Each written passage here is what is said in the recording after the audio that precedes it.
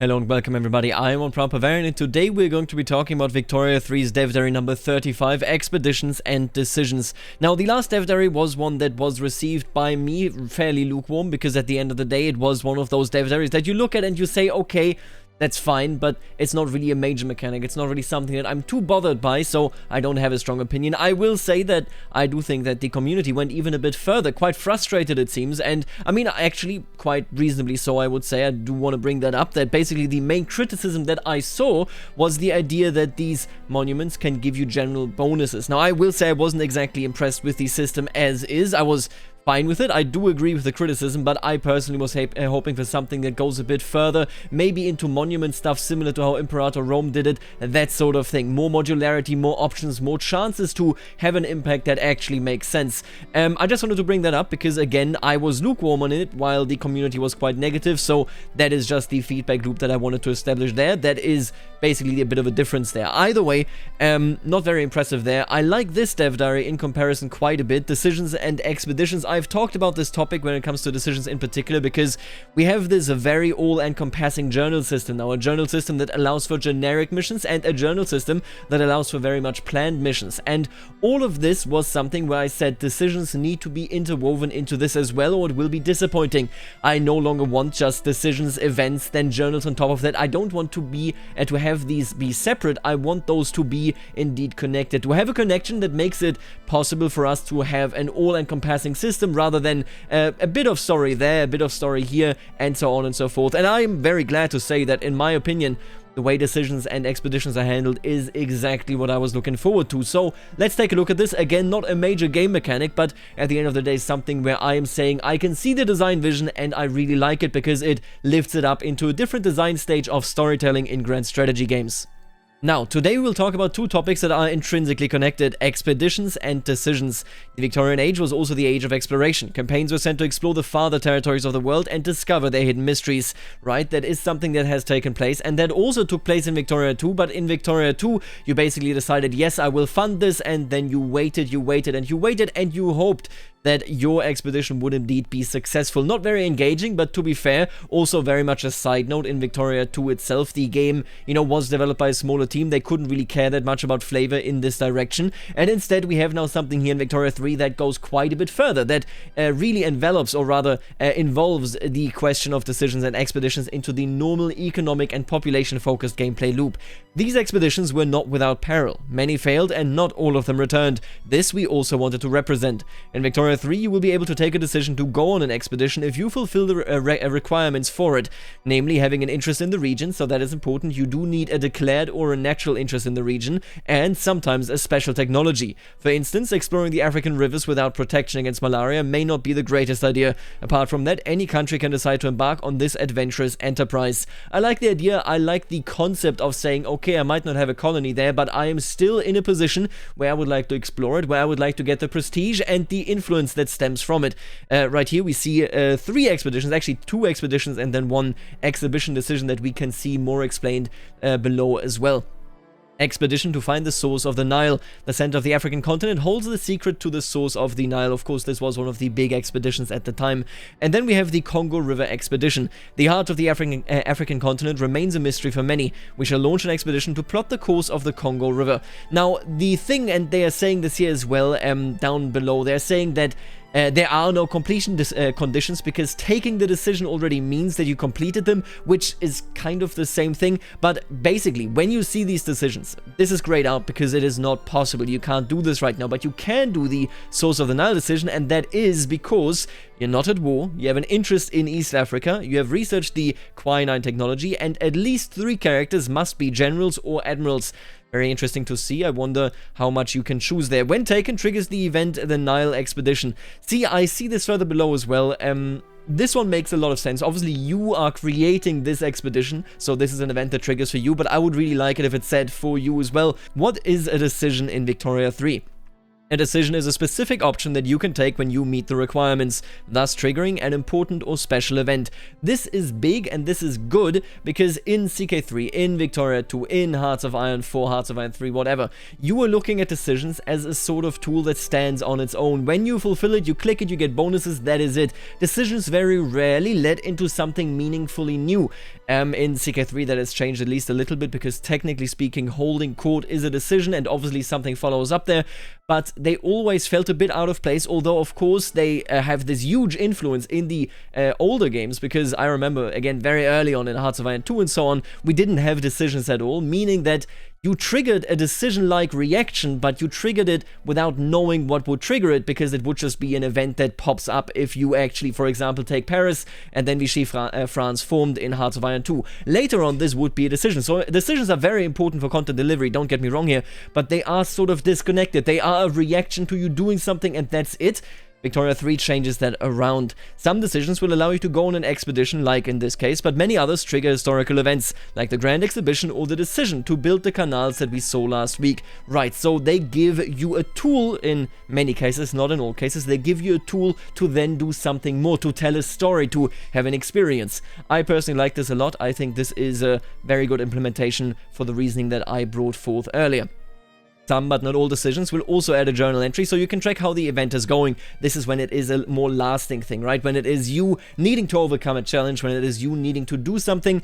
I could even see various systems work on this. I mean, when it comes to expeditions, again, we do have, of course, what is in vanilla, what needs to be done there as well. And I see my frame rate is a bit low, don't worry about that too much. But I will tell you that when it comes to mods, when it comes to Anbana, when it comes to, for example, the Sunless Sea mod that I so very much love, you can have these expeditions play a huge role, a humongous role when it comes to how you can get involved in the Untersee. That sort of stuff just not possible in earlier games. Here in Victoria 3, you can do it because this is embedded. The decisions are created within the journal system, meaning if you want to, you can tie a decision to a journal entry. I will always prefer this, or it can be a one-off decision if it is not necessary. You can see that right here. Then there are just immediate results. The decision to trigger the Grand Exhibition, for example, will give you a journal entry and a countdown to make it as great as you can. I love this so much. The Grand Exhibitions were a huge topic of prestige, of splendor, of grandeur, because it made sure that you are an empire that really has the newest technological marvel, exotic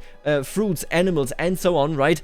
Everything that you can basically get and rob out of colonies. All that stuff being displayed is one of the most important prestige projects of this era, and this being involved in this sense is very cool. It's a journal entry now. It allows you to build it up, similar to a World Congress, for example, in Civilization, except this one is less gamey, less arcadey, because it actually looks at the achievements that you have made within your empire. Very, very cool. You can do so by special exhibition events, going on expeditions to retrieve important artifacts, or by researching new technologies that you can showcase to the world. I love that. This is a really cool leftover, maybe that they got from Civ, maybe that they came up with their own, who knows, but I really like this idea of developing exhibitions and developing this prestige creation even further in Victoria 3. Big fan. You can also, so if you take this decision, you can still trigger the exhibition after having completed all expeditions, and your findings will be taken into account and displayed. What does that mean? That means that doing an expedition is never lost, even if you didn't already give yourself the countdown of the exhibition. Again, a big fan. Now here we see the actual requirements. Hold a grand exhibition to show all the world your wonders. The more technologies you have to show, the more successful the exhibition will be. So, you need to be controlled by a player. I assume that the AI has certain limits. Maybe they are just generally guaranteed to get an exhibition in a certain amount of years. You're not at war. You have researched international relations. You have researched railways. Now, you need to have a building. Building is Arts Academy. Government administration level is greater than or equal to 10. Then any building. Building is university. And any building is urban center. I do wish, I will tell you right now, I think it's basically either or here, right? Or is this an end? I'm not actually certain, but honestly, these requirements, I do think that you could write them in a much clearer fashion, and I hope that they do that when possible. Adds awaiting the Grand Exhibition to the Journal of Great Britain. Great stuff. Seriously, I like this. This is the full involvement of storytelling into a population-focused game. It's something that Victoria 2 tried, that all the other games tried, but didn't do it with such an, as I said, all-encompassing journal system. Big fan. Once you take an expedition decision, a starting event will trigger, setting up the preparations for the journey.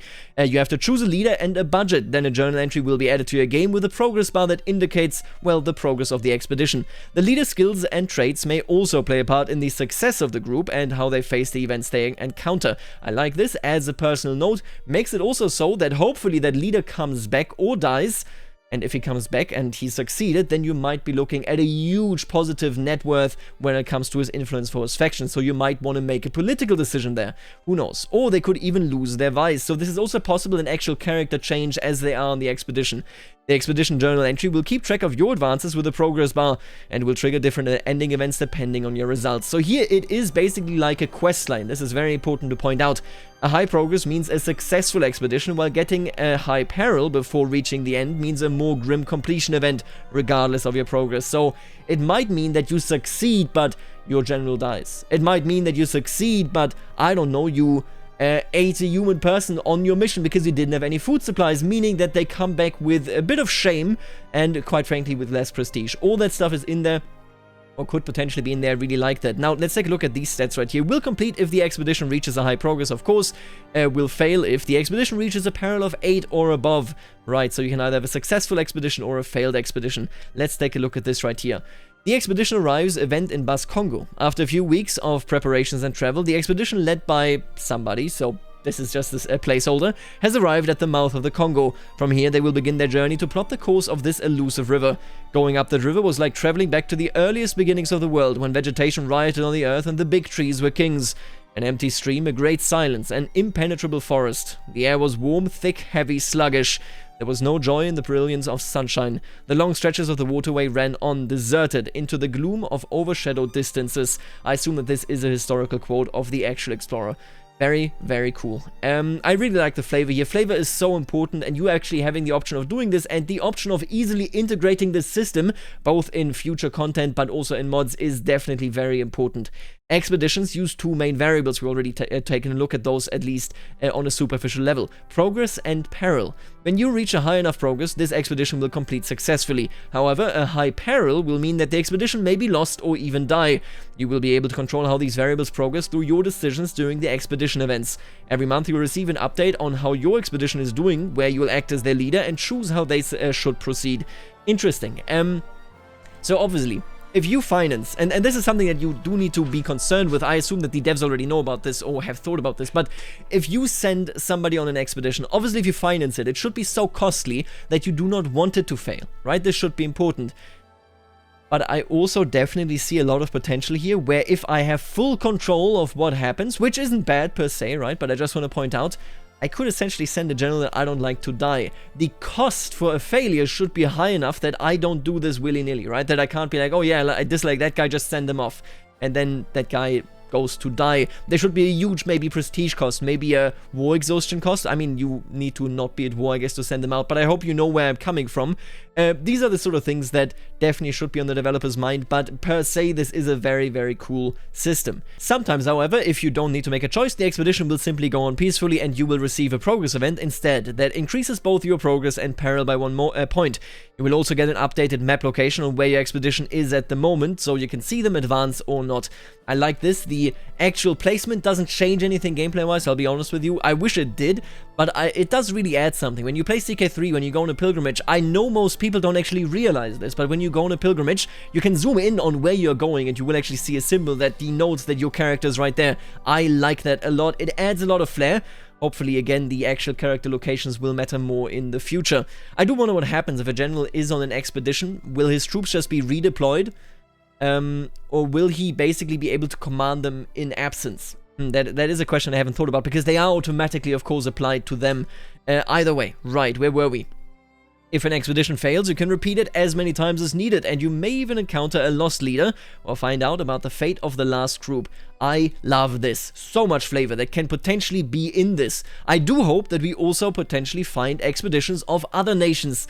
It does, the way this is described here, it sounds like basically you try once, you fail, and then you try once again and you have a higher chance of succeeding, because there could be an event that give you, for example, supplies of your old expedition. So this mostly sounds like something to make it worthwhile to try again, because it's now easier, but I would just like it if it was also an international sort of deal where you can rescue a leader of a different expedition, or, you know, just steal their stuff.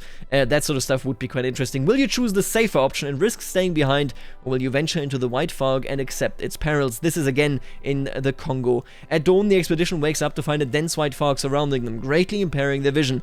There are some fogs denser than ghosts, whiter, scarier, deadlier. There it was before us, a viscous and coagulated layer of nature's ill breath, like a mass of rotten ivory blood, making it impossible to guess where our steamboat was, making it impossible to even guess who the man next to us was, or whether he was still alive. It was calm, and that stillness of life did not in the least resemble peace. What a terrible description, in the sense that this is indeed very frightening.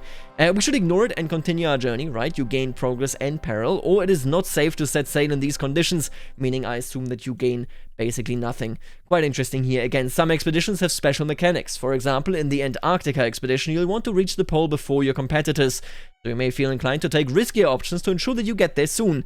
You may also find traces of previous lost expeditions, and you can always take advantage of the resources left behind. I like this international interplay, where you basically probably can see, okay, this nation is also going for it and they are fairly far or they are behind, that sort of stuff, right?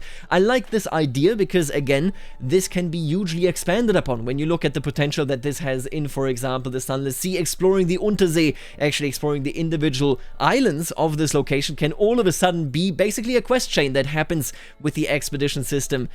Man, I am so excited for the Sunless Sea mod. I cannot, if you want to call it shilling, I cannot shill enough for it because it has so much potential in its economic point of view, but also more importantly in the storytelling ability that both the population, the econ, and then this journal system has as a potential for Victoria 3. There's a limited amount of available expeditions that we have added to the game, all of them inspired by the most famous campaigns of the Victorian Age. The African rivers, the North American trails, and Antarctica. Makes a lot of sense. Right here we have a dog meat event in the home counties. Supplies are running low for the Antarctic explorers. The crew debate the merits of killing some of the sled dogs and dividing the meat between the men and the remaining dogs to increase their odds of survival.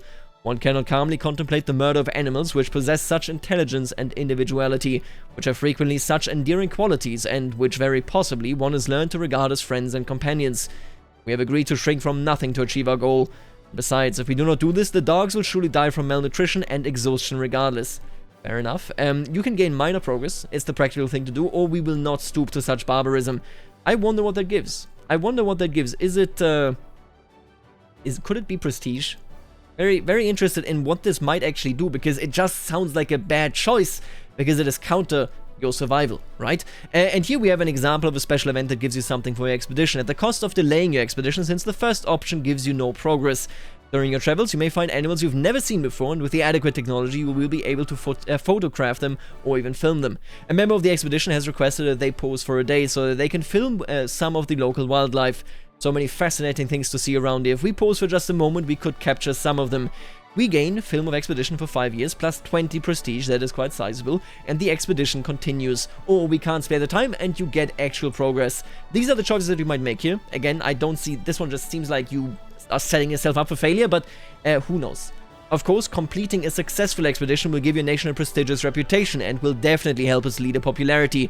But, as you can see here, there are many other benefits of going around and exploring the world, like getting brand new material for your exhibitions. Big stuff. I really like how that interconnects. I love the leader's popularity, so the leader of the expedition will gain popularity. I like that there as well. Again, I like the system. I think it is a great system. Not a major game mechanic, not something that we will fall out of our chairs for, but I gotta tell you, this is the sort of stuff that has storytelling that is advanced when it comes to the visibility to the player, the accessibility, and the choices that you can make. I like it. I hope that this plays a bigger role going forward as well.